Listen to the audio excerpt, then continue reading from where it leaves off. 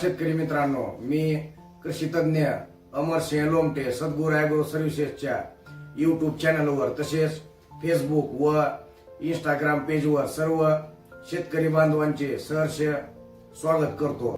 एकरी 3 ते 4 ट्रॉल्या चांगला कुजलेला शेणखत किंवा सेंद्रिय खत आपल्याला घ्यायचा आहे।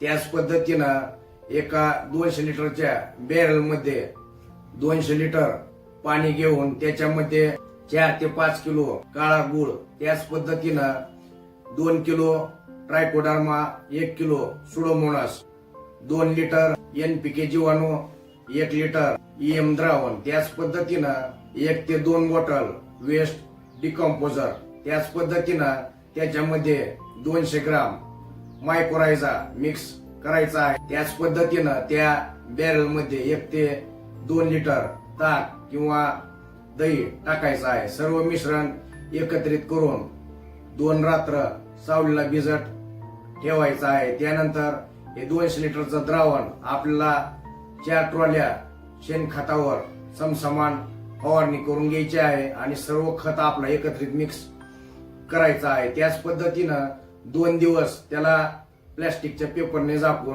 2 ते 3 दिवस ठेवायचं आहे, जेणेकरून खतामधील उपयुक्त जीवाणूंची तसेच गांडुळाची संख्या वाढणार आहे। त्यानंतर लागवडीवेळी सेंद्रिय खत त्याच पद्धतीनं आपापल्या जमिनीच्या माती परीक्षण रिपोर्टनुसार रासायनिक खत ह्या सेंद्रिय खतामध्ये एकत्रित मिक्स करायचा आहे आणि बेड पाडताना हा सेंद्रिय व रासायनिक खताचा बेसल डोस आपल्याला बेडमध्ये भरून घ्यायचा आहे।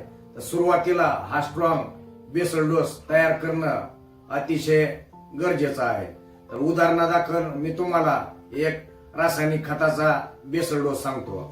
1 एकर क्षेत्रासाठी आपल्याला 2 ते 3 बॅग दाणेदार सिंगल सुपर फॉस्फेट, त्याच्यामध्ये झिंक व बोरॉन हे घटक आहेत असा खत, त्याच पद्धतीनं 2 बॅग 12-32-16 किंवा 14-35-14, 1 बॅग पोटॅश, 2 बॅग निंबुळी पेंड, 1 बॅग सूक्ष्म अन्नद्रव्य, 1 बॅग झिंक सल्फेट, त्याच पद्धतीनं 1 बॅग फेरस सल्फेट, तसेच त्याच्यामध्ये 1 बॅग ह्युमिक सीवीड व मायक्रोरायझा असणारे खत।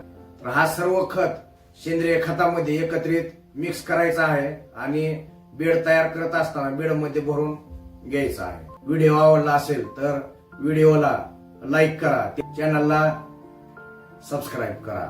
लवकरच भेटूया पुढच्या व्हिडिओ सोबत। धन्यवाद।